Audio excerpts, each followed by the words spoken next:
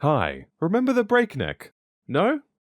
You know, this thing. Gambit weapon, onslaught plus rampage, kills equal higher damage and higher rate of fire. Very good in PvP, rampaging people's faces, good in PvE as well. Like, my goodness, what a weapon. Well, it went away. But now it's back! But back this season. And unsunset? You know what I mean. It is back again this season, and you yourself can obtain this wobbler from Gambit, either receiving it from the end of a match, win or lose, or by focusing your Gambit engrams into the weapon itself, which does not require you to get it beforehand, by the way. You just get the one engram, and you're instantly able to go back to the Drifter and focus it. By the way, I have no idea if this applies only if you had the Breakneck in collections already, but hi, here I am. Today I'm making a video about this wobbler. First of all, a warm welcome to your faces. It's great to see you. A brand new season, and here we are. The role I want to focus on today, of course, has to be the role with Onslaught. Of course, the Breakneck used to be a pinnacle weapon, with Onslaught being the only perk. Obviously, it was Rampage and Onslaught. But now, as you can see, if you go back to collections, they've changed Rampage that was in the third slot to Subsistence, which is a little bit of a shame. But having said that, Subsistence ain't bad, and it's not the end of the world. And on top of that, from the new version, of course, you can get this exact role with the run and gun origin trait on top of that. So you know what? It's not bad. It's not horrible at all. And you know what? This time around, in terms of grinding for the weapon, you can see from my vault here, I've not had to grind that much Gambit. I mean, in my eyes anyway, one match of Gambit is too much, but listen, I think I played maybe 10 or 15 matches and got this many, so if anything, I've been pretty lucky. The role I've ended up with so far, as previously mentioned, I have the Subsistence and Onslaught combo with a pended mag or the choice of ricochet rounds, and for the barrel I have corkscrew rifling or hammerforged, which to be honest, I'd go with hammerforged no matter what, with a ranged masterwork. So honestly, I'm pretty damn happy with this role. I thought it would be the sort of thing that would take me weeks to get, and by the time weeks have passed, it's no longer interesting. This is interesting, okay? Let me show you what I've got for you. And by the way, just to make things clear, the gun and run origin trait, which I'm pretty sure I just called run and gun, but you know, same thing. All that does is basically you get a kill and you can sprint faster. That's it. But you know what? It adds up. Now that Rampage is gone, my main focus was to see what is the best way you can upkeep good damage times for this thing. Any sort of damage buff, and make this feel almost like a sweet business, but obviously very much a baby version. So this is my plan.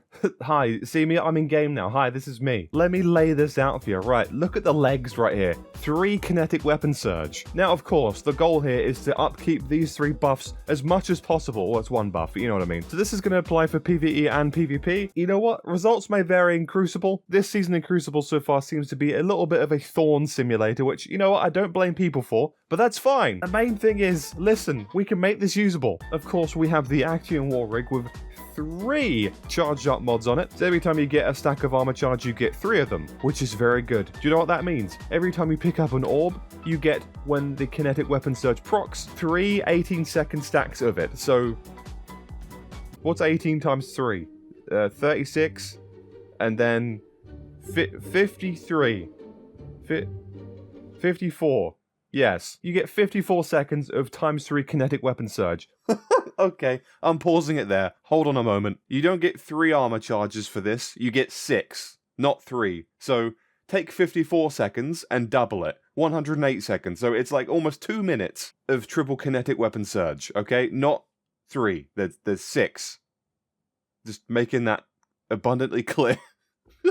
Okay, go ahead past Heli. You keep going, bud. Which, by the way, in PvE is a 22% damage buff. So listen, 1 orb and you get all that? That's great! I should make clear, by the way, on my Titan mark I have time dilation times 2. That's why each kinetic weapon charge thingy is 18 seconds, because I have 2 of these on. And on top of this, on the Titan mark I have powerful attraction, which also kind of ties in to the little arc thing, what's it called, the thruster? So if I've made a bunch of orbs and I use the thruster mod, they all suck to me suddenly. But how are you gonna get all this charge of light stuff? Now shut up, Billy, let me explain. On my helmet we have Kinetic Siphon and Solar Siphon. Obviously the Breakneck being kinetic, but my 2 weapons, my special weapon and my power weapon, and if you can improve on this, let me know, but here's my idea.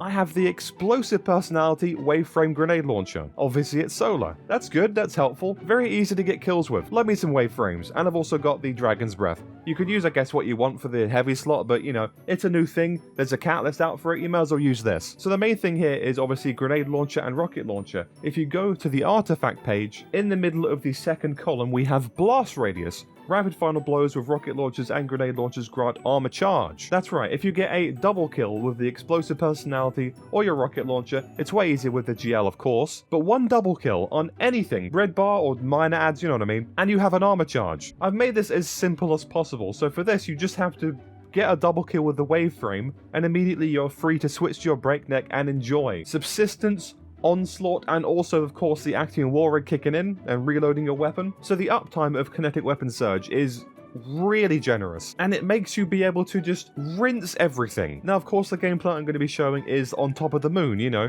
What's it called? Sorrow's Harbor? Yeah, Sorrow's Harbor, the Altar of Sorrow stuff. So I know these enemies are very low tier, but listen, it's the same thing. Editor's side note. Definitely not the same thing. It is very much difficult to use this in higher end content. Is it possible? Yes. Is it the same as Sorrow's Harbor? Absolutely not. Have fun though, you know? It's still usable in most activities. Anyway, onwards with the video. I love your faces. It feels so nice, and obviously, you know, subsistence kicks in, you get ammo back. Acting Warwick, you get ammo back. Onslaught, the rate of fire is nuts. It's so much fun. And listen, if you can't understand my stupid British accent, I'll put all the build stuff in the description so you could just see everything I've said and you can try and copy it. And again, if you have like improvements to make this even easier to proc, let me know. Let me know in the comments, Graham.